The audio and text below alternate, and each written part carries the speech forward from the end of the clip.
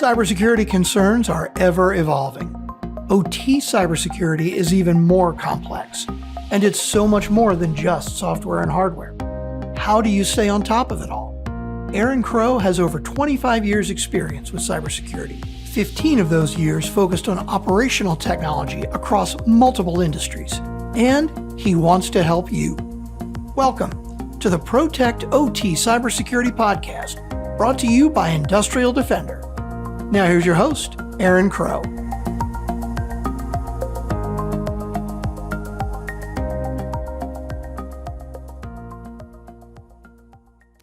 Awesome. Hey, thank you for joining me, Daniel. Why don't you introduce yourself and tell the audience who you are, what you do, all that kind of fun stuff.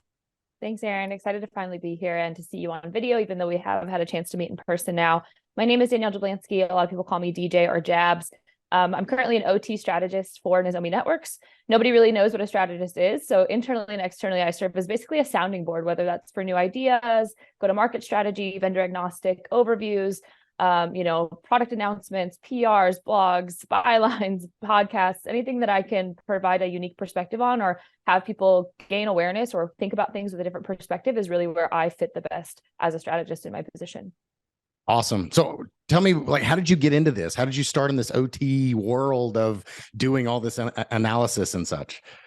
So I actually pivoted away from academia because I didn't feel the urgency looking at international policy in the way that I could make a difference in the next, 2-3 years. It's not that it's not important. It just, it has a longer life cycle, I would say, the policy world. So when I left academia, I started looking at consulting, and I didn't really have cybersecurity consulting skills from a technical perspective. I couldn't go in and do assessments, but I did have this policy background, a good understanding of the gaps in terms of regulation and compliance. And so I went to work for a market research firm looking at the energy industry, where they had tons of experts on the world's leading experts on smart cities technologies, deployments for meter systems, rate-based payment for energy, all of these things in the utility world. They worked with tons of OEMs. They worked with smart lighting. They worked with experts in automotive electric vehicles and charging stations and all of these kind of revolutions in the energy world. And none of them were thinking about cybersecurity, either from a legacy systems perspective or this kind of abundance of connectivity, distributed energy resources, storage, wind, solar, et cetera. So they brought me on to do cybersecurity there.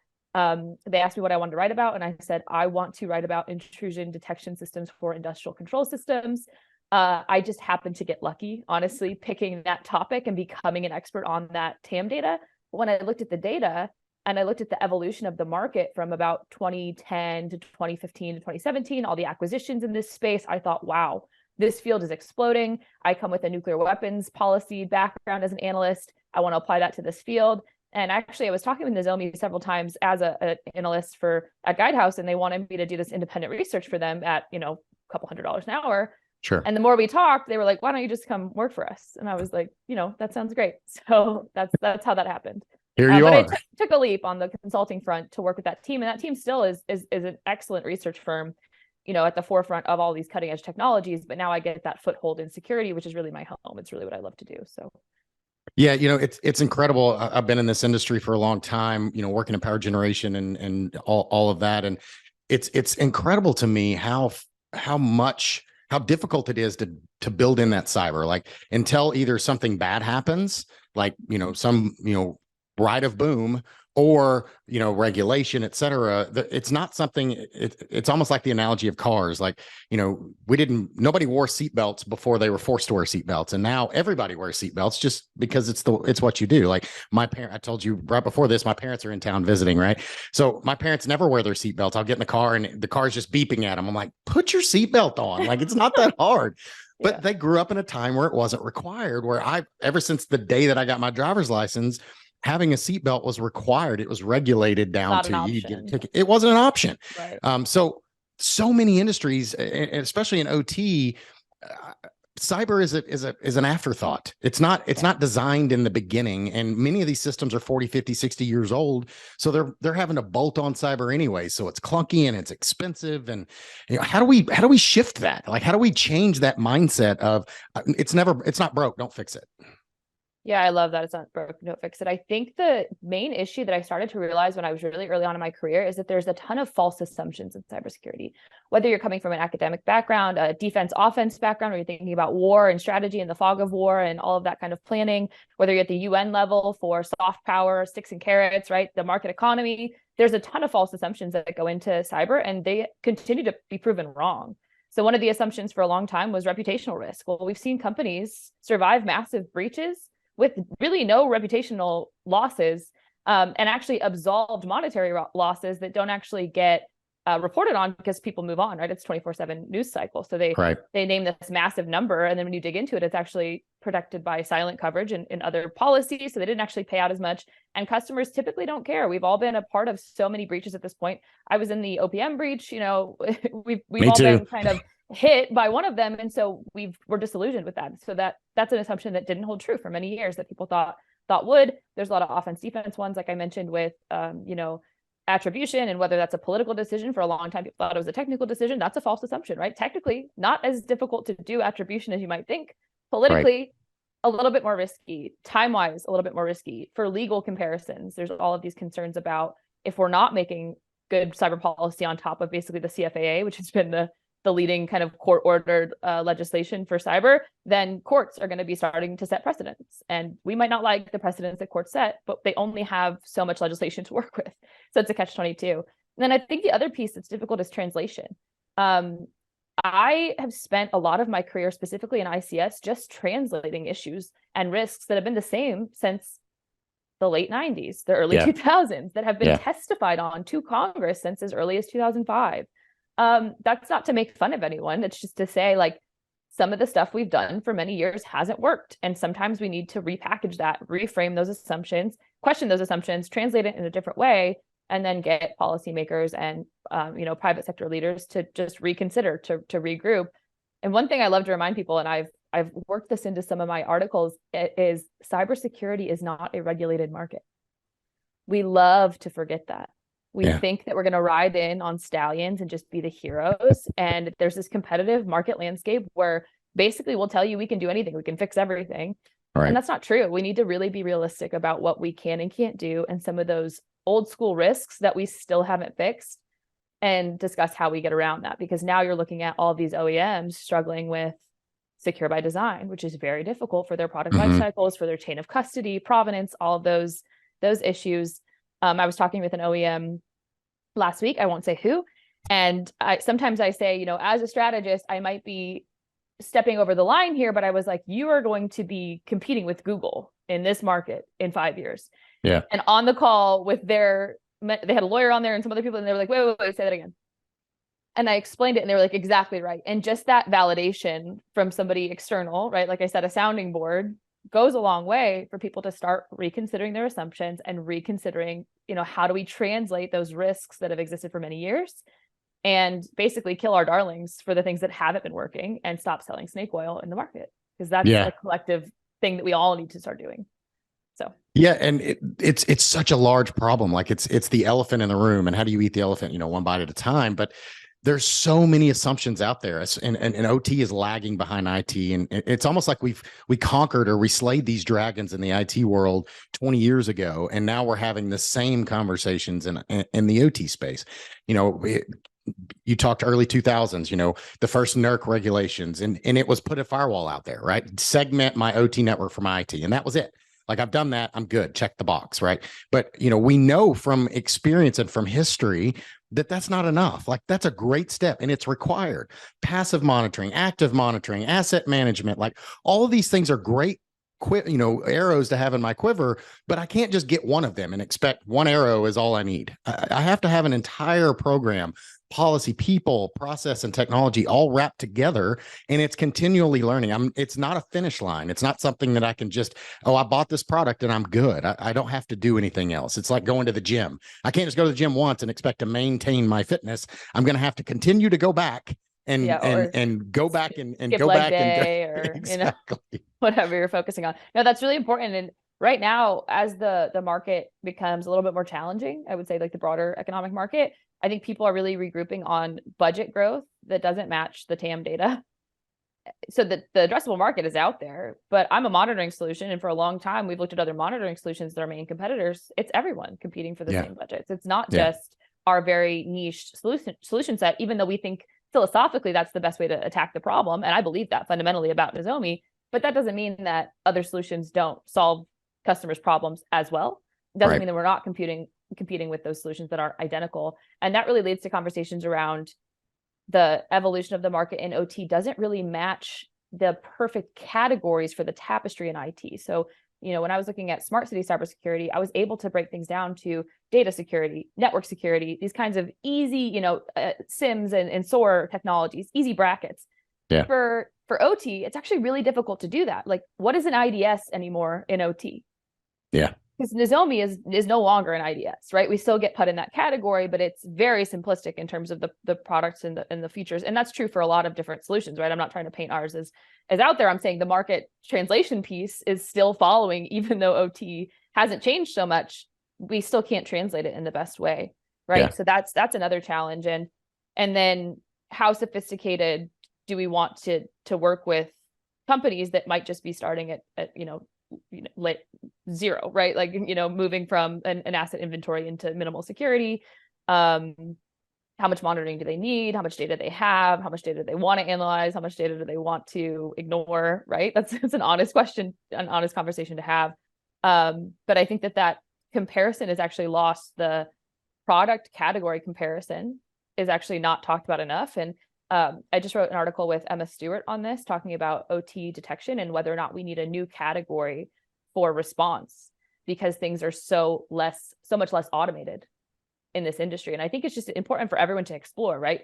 Whether or not you work for an asset owner, whether or not you work for an OEM, whether or not you work for a solution provider in the software space, like, let's stop pigeonholing OT products into IT categories, right? If we say everything else is different, why do we continue to make that the same? Right. Yeah, I don't know. But I mean, that's just another challenge for folks. But it's another thing to consider. And like I mentioned, as a strategist, that's what I'm doing all day, every day, is how do we, dice and slice these things so we can make some headway instead of regurgitating problems and having these kind of intractable conversations and then tying our hands and having another intractable, challenging conversation tomorrow, and so on and so forth. Well, in OT spaces and just, plant management, whether it's a manufacturing facility or a power plant or whatever it is, like, they're really good at doing large scale capital projects. So replacing equipment and planning these long-term things. And I've seen it throughout my career, the thing that they struggle with more so than that, capital budgets and planning, all that kind of stuff, is super simple. That O&M tail of who manages it, who owns it, training their people, et cetera, that's a hard part in OT. So knowing that when we're going in, to your point, like, we don't want to be snake oil salesman. I can sell you a product, I can sell ice to an Eskimo, but that's not the point if it's not going to provide them value. Like, to your point, like, how much data do they want to ignore? There's a lot of tools, and OEM vendors have their products. And when I got into this, back 2010, when I was rolling out technology in OT, vendor A had a cyber solution and vendor B had one. And I would have one plant with 5 vendors and 5 different security solutions. So I'd have 5 different ways to do antivirus and patching and remote access and backup and all of those different checkboxes. So I'm having to manage all of that and multiply that. That was one unit times 4 units at a site times 40 plants across the country. That exponentially gets more and more difficult just because of the way OT is. And again, once I left, I installed it, I got it all working, and I left. There was nobody to run it and inherit look at it. Yeah. And then at the end of the day, you bring somebody in to do an assessment or a incident response even, and you find out that your actual missing piece was a firewall misconfiguration that, despite Fort Knox, became the ultimate problem. And that's a human error problem still at the end of the day. So I always kind of caution people away from really focusing on threat actor capabilities and looking more at, what's the worst case scenario in my environment and what am I missing today? Something else that's kind of interesting, back to the conversation we were having, is people ask me all the time, I won't say our solution, but they ask, like, are these monitoring solutions complex? And I say yes, but complex doesn't mean hard to use. Sure. Complex just means you have like these Swiss Army knives of tools, right, and you have to invest time in using those tools if you want to do preventative security. Right. If you don't want to do preventative security, you buy something, you check a box, and you hope you have an incident response team. Right. But there's so many activities in between that if you have personnel and proper security, rules and management and programs in place, that you can do event management.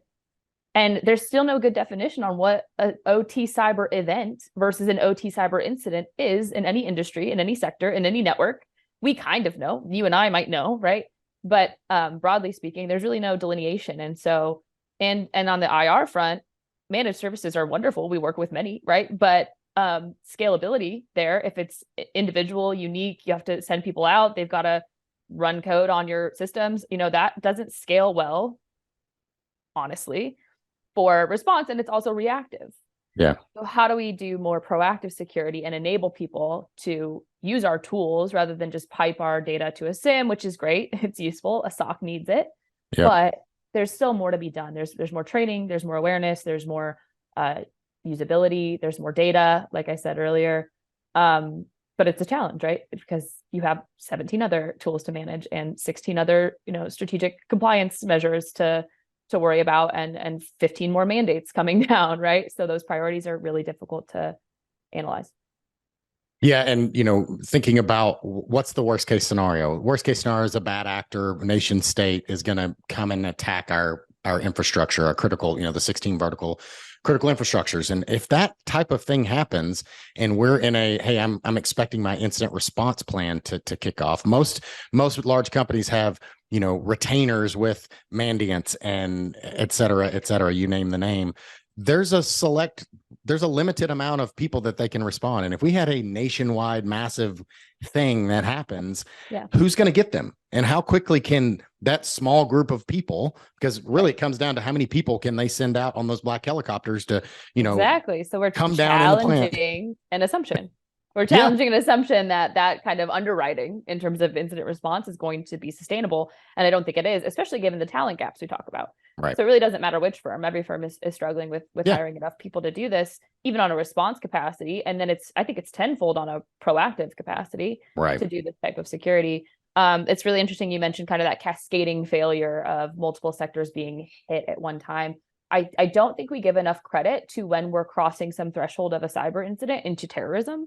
Right. That's a talk I just gave at the SANS Summit this year, and how scenario planning quickly becomes erroneous almost, right? Like it kind of gets wild with the technical feasibility and the realistic kind of, plausible attacks that we prepare for. And I think there's a lot of work to be done for analysts and for, different kind of diverse backgrounds to look at how we do scenario planning for that. And it's in my mind, and in the research that I've done over, a number of years now, I really don't think a sector specific, order of magnitude type cascading impact is likely. What I think is more likely is a portfolio impact that has an economic kind of crippling capacity. So I always make this analogy that it wouldn't be the energy grid, but if you looked at a very important Charles Schwab portfolio in X amount of dollars, and you found multiple sites and facilities across multiple sectors and targeted those at the same time, you would actually have an outsized impact that could rival the 2008 economic crisis. And that would have, even if you just did that to the US, that would have ripple effects across the world. So I think that's really important. And then I think when we talk about quote unquote cyber warfare, when you bubble it up even bigger, we talk about peer-to-peer adversaries all the time. We don't talk about asymmetry. And I think asymmetry is a much bigger issue than peer-to-peer cyber adversaries, right? Because there is a bit of a use it or lose it nation state peer-to-peer adversary issue. But when you get into asymmetric power, just the threat of losing integrity in any system, any sector, any cascading impact from a giant, rival nation is enough to call into question the integrity of a lot of provisions in your economy, your services, your critical resources, right? So that is what scares me more than the peer-to-peer adversaries. Not that it's not important, but I think enough people focus on it that, back to challenging assumptions and trying to translate problems in a different way, I think we should really look at other nations as well, right? Yeah. And I mean, you talked about it earlier, right? Is it's not the complex systems. You look at the attacks that happen and the things that hit the news, Target and all these different things. They're usually some third party back-end system, or, somebody did a workaround or whatever. And it's, we as defenders of this space, we have to get everything right. Like, and we talk about it all the time. They just have to get one thing right. Yeah. And we have to miss one thing, or they come behind us and we think we're good and we think the firewall's good, or we think our incident response plan is good. Like, all they have to do is get it right one time. And they can easily, and there's lots of available points that they can try, and low-hanging fruit, and there's a lot of things out there. And it's pretty scary if you think about it in that perspective, across all of these verticals and all these critical infrastructures that we have in this country, and how vulnerable we are as a nation, and as all of these systems individually, whether it's a single site, down to, delivering fuel or electricity or water or any of these, healthcare. All of those things will have a ripple effect financially to our local areas. We've seen, North Carolina not too long ago in February had the substations taken out, and they lost power for a week, and that just domino affected all the other things, because you couldn't pump gas, and the food delivery and everything about that was impacted. Just because I hit one, it impacted the others. Yep. We're outmanned, we're outnumbered. And I don't even think we understand the true cascading nature of kind of those multi-sector impacts. We try really difficult, or we try to, this is part of my Atlantic Council paper that I published a couple of weeks ago. We try to break this down all the time because we're human and we want to rationalize and we want to quantify things. And so we say, well, let's just focus on the assets. We say assets in this broad category as if it's not thousands and thousands of pieces of equipment, right, with different updates, different life cycles. Some are, no longer serviced, some are not patchable. There's all of these caveats to that. And then on top of that, you have multiple vulnerabilities per equipment component, right? And that just becomes a mountain. And it's difficult to keep pace with, even catching up to the number of vulnerabilities that are out there, let alone preventing exploitation of new ones that we haven't discovered yet. And so that becomes, again, not unimportant, but difficult to prioritize given everything else we've discussed. And on the other side, you have just understanding quote unquote worst case scenarios, but you need so many stakeholders to really correctly understand worst case scenarios. So in that research, I did a deep dive into some prison cybersecurity work. And I referenced a DEF CON video where they were able to manipulate the PLCs that run the door systems in a prison. It's a hub and spoke model. You can look this up on YouTube. It was great research. And in talking with those folks, we actually found out that through interviews with security guards in the prison, a worst case scenario is not letting prisoners out of prison. There's actually a lot of capacity to respond to that. There's training. There's a lot of capability in that sense. The worst case scenario is actually being locked in and having somebody light a mattress on fire. And that would lead to loss of life. So when we think of those scenarios at a very high level, we understand what loss of life means. But when it comes down to the step-by-step, hour-by-hour ramifications in a hospital or a prison, or elevators in a giant building, I don't think we've thought through the manpower required to respond to those, and then mapped those exact physical scenarios back to cyber incidents that become really relevant for those asset owners. And I think that's a challenge as well. So coming in and working with all these tools and data, then they also have to consider these cyber physical risks and prevent these worst case scenarios, right? So it's a huge challenge. It's massive, but there's a lot of assumptions to reconsider, and there's a lot of resources. There's more resources now than there have ever been, right? So there are some silver linings. I mean, it's not all doomsday, I don't think. Well, and you hit a really important fact there, right? Is it's not all nation states, China attacking us, right? Sometimes it's misconfiguration. Sometimes it's the redundancy we think is there is not working. I have a couple of examples firsthand that, the OEM vendor comes in to do work, and, it's a multi-site, environment, and they're doing work on this device over here, and it ends up impacting something else, and then the system's down, and then they had to take an outage, and it impacts. And the thing, and these are many of the reasons why OT is so different than IT. The consequences are different. It's not just losing data. It's not just confidentiality. It's not just financial, it's not just, making somebody inconvenienced because they don't have access to SharePoint or their email or whatever, right? I can't order that thing on Amazon right now. People can lose their lives, and do, and have. And there's that exponentially gets bigger as you start talking these, large scale losing power and dominoing to other systems.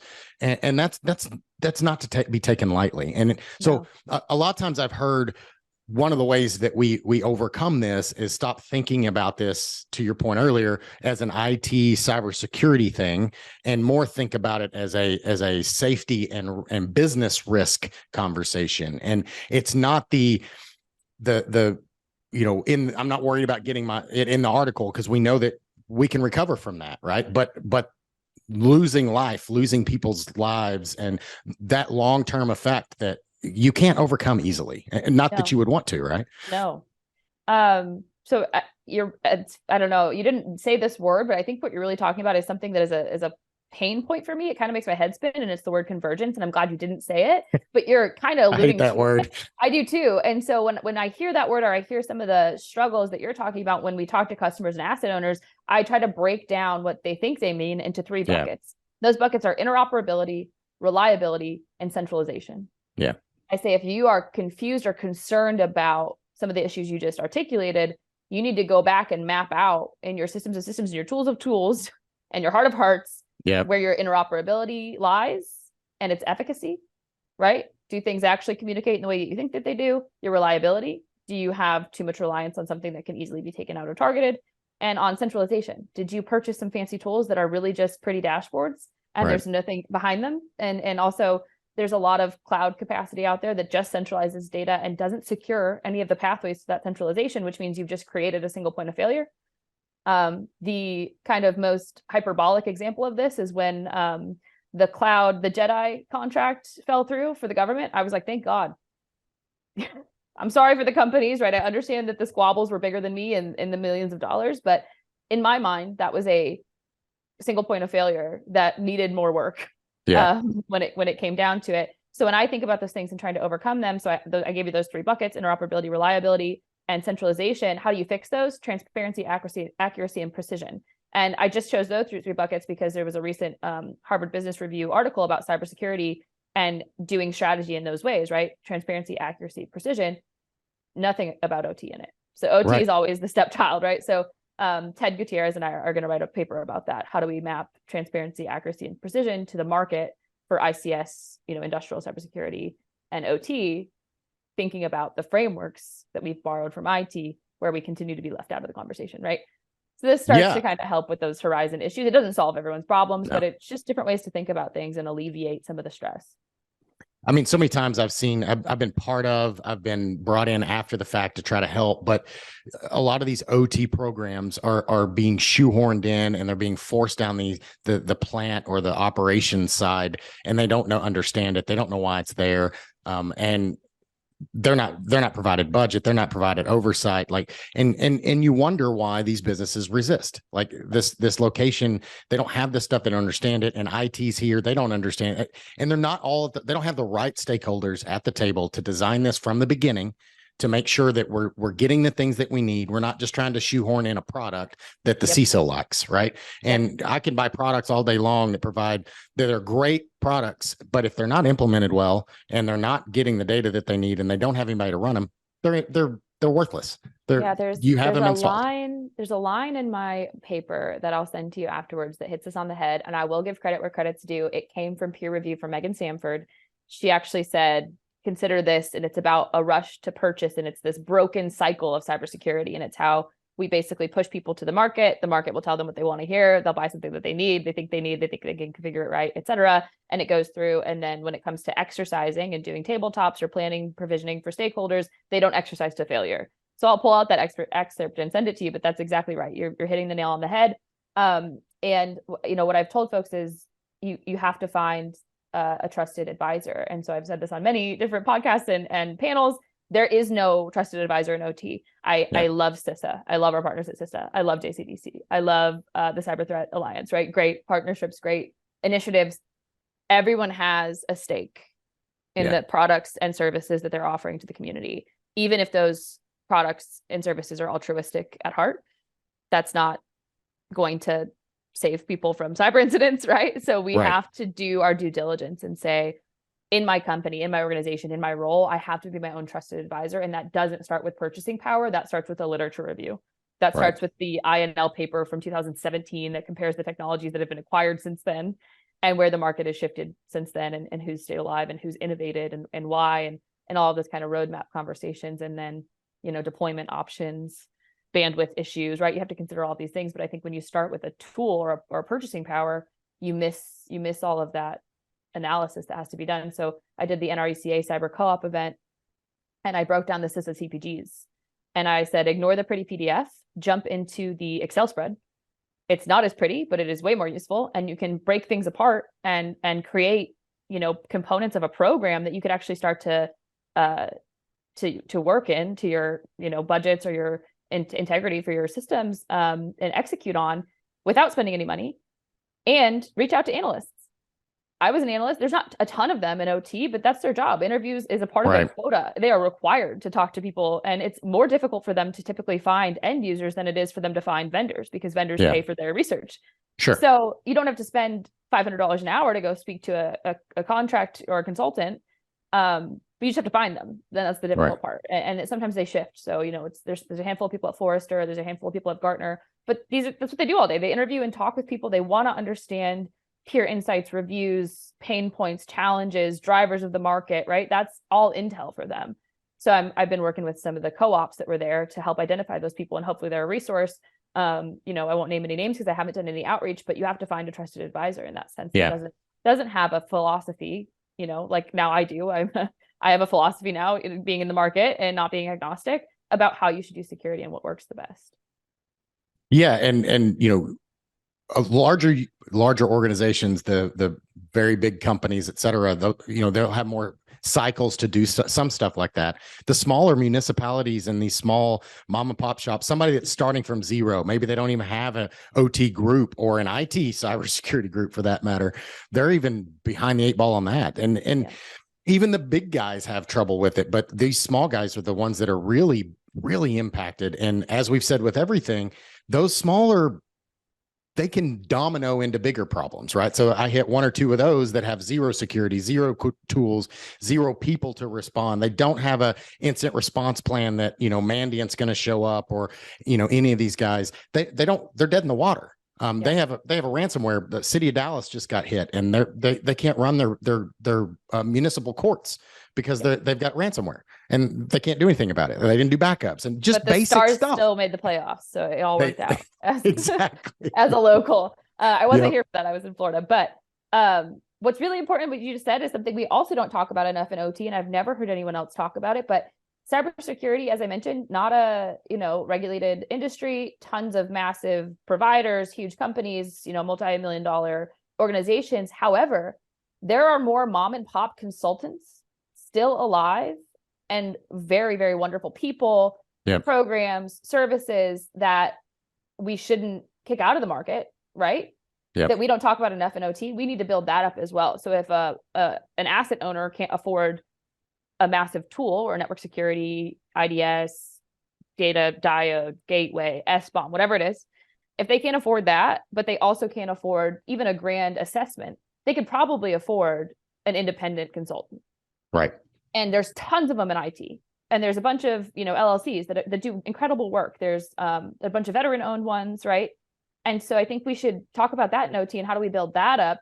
Even though the talent gap exists for the companies doing security from a solution and software, provisioning sense, there's all these small consultants that could come in and help immeasurably for the folks that can afford that. So again, if you're starting with buying a tool, you're missing this whole market of consultants out there that are absolute experts, been in the field for 20, 30 years, know the right ways to bring in real people to do if you need a pen test, right? Some people can start with a pen test. I think that's excellent, but you don't want to do an automated pen test. You don't want to hire, I like the crowdsourced platforms a lot. They actually are dabbling in the OT space, and I think that they've had some success there, especially with an oil and gas.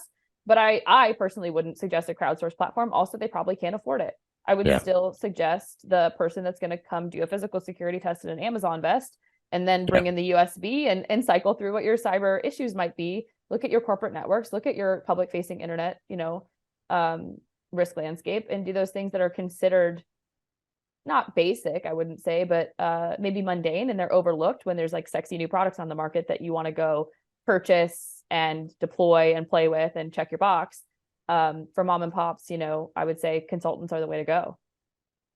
Yeah, and coming from one of the big four, I know how expensive I was when I submitted that SOW, and so many can't afford that big ticket item of a large scale assessment or implementation or program creation or any of that kind of stuff.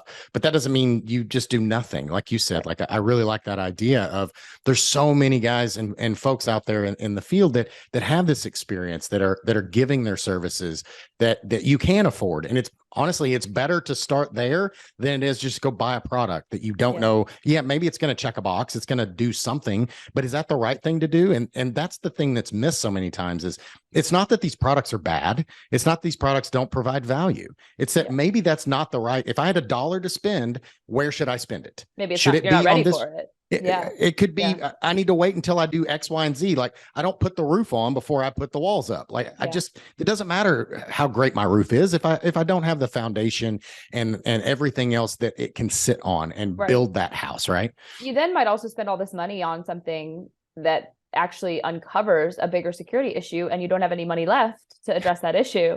So now you document that issue, you report on that issue, but you don't remediate that issue, and you hope that it doesn't become exploited before you have the next budget cycle, right? That's the worst case scenario if I'm a CISO or a security leader, tenfold. I will say, I think, this is just my opinion, I think that the software solutions for, assessment tools, automated scanning, and even like compliance mapping, I think from a cost perspective, they're starting to level out. Yeah.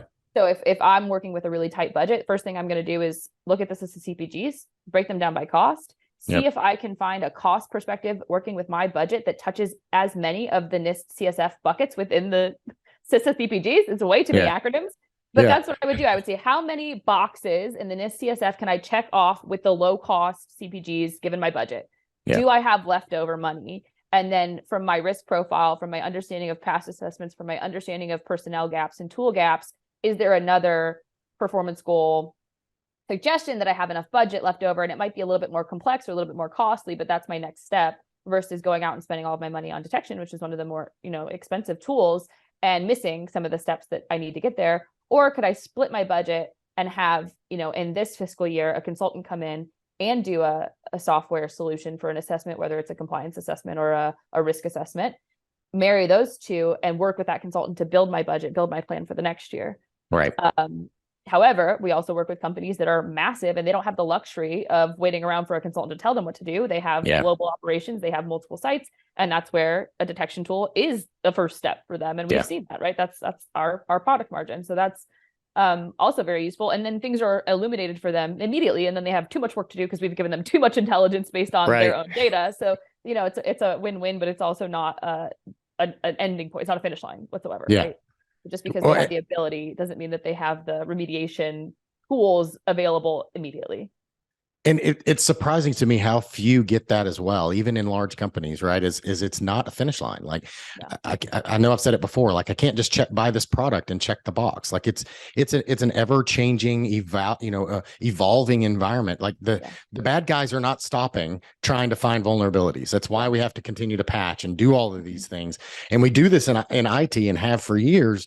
There's no reason why we wouldn't expect to do it in OT. And OT really, it for the longest time, it's felt like, especially on the cyber side, it's felt like the little brother, right? But if you really look at the business risk and you look at the thing that's driving, OT should be the most important.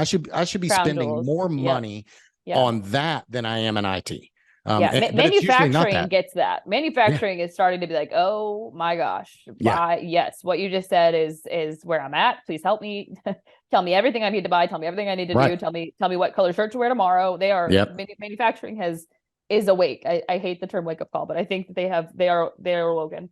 But the rest of that analysis of working back from worst case scenarios, I always call this effects based rather than means based. Kind of cybersecurity, right? Looking at the worst case effect, and typically for a business operation that requires some type of cyber physical, process. That's it, right there. Circle, underline, start. I always also say that there's no SOAR for OT, so there's no such thing as automated response. And I actually think that this is where analysts that come from IT and start to look at OT solutions get a little caught up because it's really difficult to score products without automated response. And I always tell people, if it comes up in a talk, I say, if somebody tells you that there's a SOAR product or an automated response for ICS or OT, run, don't walk, like, just leave the room, catch a train, whatever you need to do. But then they think that the only alternative is incident response. And that sucks, because then you have to have an incident, right? Like you should require an incident for success in your program, right? That should be a red flag as well. So what can we do in the middle? And then there's a ton of conversations to be had, right? About event management, triage, not relying on sole sources of information. There's a lot of information sharing barriers we got to get over, a lot of siloed components in this field. A lot of people saying that the number of attacks are this and the number of real attacks are this, and there's field device questions about, level 0 security. There's a lot of stuff in between that we need to start unpacking and stop ignoring. Unfortunately, we're still in the wild west of this, which is good as a vendor and a consultant or whatever field you're in. But as a user of these processes, electricity and all of the healthcare, et cetera, I want them to work, and I want them to be safe and secure. I want my kids to be able to use them, and I want my wife to be able to drive the grocery store and be, in a safe manner. And we're behind the 8 ball, and we know it. There's a lot to do. This isn't fire and brimstone. It's not the end of the world yet. And I think we're still doing the right things. I think we just continue to have conversations like this, inform people because it can be overwhelming. Where do I start? How do I eat this elephant? Like, it's too big for me to solve. And that's just for the security folks. But I also remind people it's not just about cyber. One of our advisors, Suzanne Spalding, she sent me yesterday the testimony on the Hill for electric reliability in the grid and all of the transitions towards renewables and shutting down coal power and the gap that we're facing in between those two phases. That has nothing to do with cybersecurity. It has everything to do with cybersecurity at the same time, because we need to talk about greenfield versus brownfield security, but that wasn't the topic of focus. But then you have this reliability issue that hasn't even considered cybersecurity and has all of these other issues to deal with first. And so we sit in this bubble where we think about cybersecurity all day, every day. And then you get outside your bubble and you're like, I have this competing environmental issue. I've got, EPA issues. I've got governance. I've got constituencies. I've got, transportation. I've got to make sure I've got supply chain. There's all these other non-security things that touch cyber, but aren't a cyber priority, that we have to kind of check ourselves as well and say, wow, that's a lot of competing priorities for any organization, let alone the competing priorities that a single security or a big team of security leaders has to grapple with. So we have to, keep ourselves in reality as well. Yeah. And, coming from the power utility industry, and a lot of my career has been spent there, I think that's one of the reasons why so many, they don't think about cyber as not that it's not a real problem. It's not, they think it's fake, especially with all the stuff in the news here lately. But, back in the early 2000s and mid 2000s, it was like, that has never happened. I've been running this power plant for 40 years. It's never been an issue. I have way bigger problems to solve than you worrying about China attacking my system. I'll just disconnect it. Like, that's the level they're thinking about. They're thinking about, how do I keep power across the grid? And as many problems as we've seen in the last few years in Texas on the reliability of our system, we know firsthand how that's a problem. And renewables are great, but there's a gap. We're demanding more energy because everybody's plugging everything in, and we're reducing the amount of rolling capacity that we have. Those two things are destined to intersect in a not positive way for us. And we're doing it with just-in-time supply chains, just-in-time manufacturing. We don't have products on the shelf that we can bring in and fill in. We don't have redundancy built in the way that we do for weapon systems, for instance. It's kind of terrifying. Yeah. Well, there's a lot of good things and awesome things and scary things too. So that kind of leads us into the next 5 to 10 years. What's one thing that maybe you're excited about coming up in cyber? It may be something, and we may have already hit on it, but what's something that may be concerning in the next 5 to 10 years in the cyberspace? Yeah, I'm glad that we talked about SOAR, and I'm happy for the question. It's been a great chat with you. I love doing these. So SOAR obviously involves automated response or remediation. And I think automation is really hype right now, given ChatGPT, AI capabilities, et cetera. I have no opinion on those, but I actually think that we need to get over this tendency to want to, quote unquote, do more with less. And I mentioned that to you before we started recording, but I kind of, again, challenging an assumption. Why wouldn't you want to do more with more?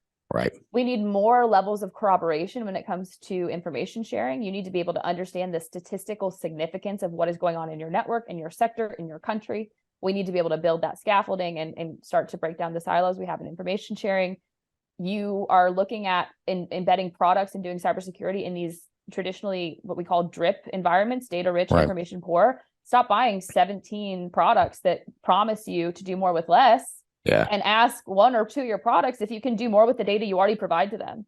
Yeah. I know that kind of sounds like a sales pitch for added subscriptions. That's not what I mean. I mean, you have a ton of data running through a lot of systems, and you might be using and splicing that data for one end goal. And you might be able to go back to that solution provider and say, I have these other challenges and problems and goals. Can you help me solve these issues? And maybe you don't need 17 other solutions. So start thinking about, if it comes to your budget, it comes to your mandates and your goals. Can I do more with more, right? Not more with less. And then start to question what that looks like if you are being promised that a solution can provide doing more with less, because it might just be a nice dashboard.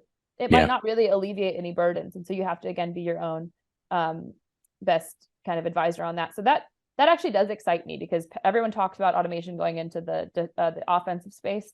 There's automation going into the defensive space, and there's the ability to do a lot more with the data you already have and a lot more with solutions that you already are, utilizing that I think in this field that will actually set us apart going forward. I think there's a lot more to be done on the information sharing side, just to corroborate information in a way in OT that we haven't been able to keep pace with IT even close, right? Yeah. So I think those two things would be really, really interesting as we go forward. I know people always ask me, like, are we on like Terminator level? And it's nice that in OT and ICS, you can't automate a number of things. So the answer is still no, right? Like it's a good thing. It's a good, again, reality check. So yeah. It's nice that we know that there's an operator at that manufacturing facility there's a man in the middle somewhere, man or woman somewhere in this space that's touching a button and hitting something along the way. Islanding capacity somewhere. And if we can't do SOAR, that means that they can't either, right? They can't automate these types of like effectual attacks. Yeah, that's a good thing. Yeah, one of the things working, in power, I supported a nuclear power plant, and they had triple redundant systems, and the big door, and you talked about what's important to them. It wasn't. Most of my power plants were most focused on being available, like running, being able to provide power to the grid. And obviously they cared about that as well. But the biggest concern for them, their top priority, was maintaining that reaction. And that was the primary goal. Everything else didn't matter. If they put power on the grid, that was good, but not at the detriment. At the end of the day, all they cared about is making sure that they could shut down and control that reaction, and everything around the plant and everything in its design was focused on that point. That was the primary thing. Yeah. Everything else was bolted on behind that. I really love that you said that. So everyone focuses on availability, and obviously that is the crown jewel. That's the process. That's the thing that your business relies on for uptime. I get that. Everyone then wants to say, how do we talk to non-cyber people about cyber if availability is all they think about every day? They jump to safety. That's not a bad one. I jump to integrity. Yeah. Because it doesn't actually matter. It does, but for the sake of the conversation, it doesn't actually matter if I can control your process. But if I can make you question whether or not you can control your process, that's integrity. And loss of integrity is a safety issue no matter what. Yep. So that's where that conversation needs to start, from turning heads from availability. It isn't doomsday and safety, even though that's extremely important. It is integrity. Yeah. For water, that's my number one, right? Water and food. It doesn't matter that I can actually demonstrate to you that I can manipulate your process and manipulate your product. But if I can call into the question the integrity for you to be able to manipulate your product and to be able to say X amount of chemicals are in it, or X amount of chemicals were sprayed today, or whatever's happening at the field level is happening, you've got a rough situation, regardless of how much availability you require and regardless of how much cybersecurity knowledge you have. So it really is integrity at the end of the day. I've been in multiple plants where the operator either lost control or thought they lost control or weren't sure. And every one of them are trained. If you're not sure, punch it out. And punch it out meaning turn it off, like shut it down. Because if you aren't 100% sure that you know what it is, what the status is, and that you can control it, you shut it down. And this is not just talking nuclear. This is power plants and gas pipelines and manufacturing facilities. It doesn't matter. They're all trained the same way. Shut it down. So if you can introduce that doubt, and that you don't even have to really own it. If you could just give them that doubt, then they'll have to shut it down. the safety instrumented system example from Trisis is the exact same, Yep. on a computer level, it was trained to do exactly that. And so if I can just call into question the integrity of a system that isn't a SIS, same result. So yeah, on point. Awesome. Well, hey, thank you for your time today. What's a call to action or anything like that you want the listeners to know, or how to reach out, et cetera? I would say call to action is question your assumptions and start to corroborate what you think is true in the market, what you think is true from your own data, what you think is true from an information sharing perspective, what to focus on, how do we get around some of these issues we talked about. And then I would say for Nozomi, take a look at our Vantage IQ launch. We have an upcoming webinar, I believe it's on June 14th, where we're going to talk about what that means, who cares, who should use it, who should not use it, right? We're pretty transparent about that. And at the end of the day, I would review, if you have no OT background, some of the analogies for transparency, accuracy, and precision that exist in the OT field. Awesome. We'll put links to that in that upcoming webinar in the show notes. And Danielle, I really appreciate your time today. As always, I enjoy talking with you. Thanks, Aaron. Happy Friday, and thanks to your listeners. You as well. Thanks for listening to the Protect OT Cybersecurity Podcast. If you got some valuable information from today's show, please subscribe, rate, and review the show on Apple Podcasts, Spotify, or wherever you get your podcasts. To learn more about Aaron and to get your free copy of the OT Cybersecurity Solution Buyer's Guide, go to industrialdefender.com. That's industrialdefender.com, or you can click the link in the show notes.